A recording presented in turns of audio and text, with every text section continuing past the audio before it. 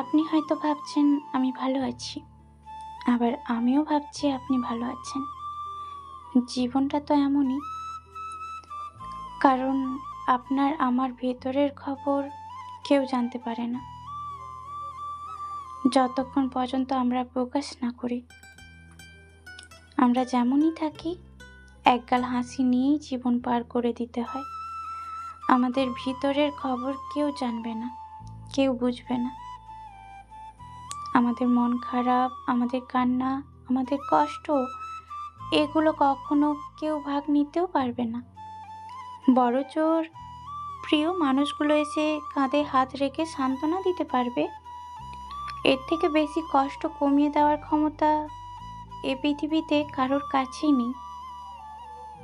কারণ আমাদের হাসিগুলো সবার দৃষ্টি ছুঁতে পারলেও আমাদের কষ্টগুলো খুব গোপন এবং একান্তই আপন। তাই যার কষ্ট, সে ছাড়া কষ্টের উপস্থিতি অন্য কেউ টের পায় না। মানুষ একা একা হাসতে পারে না।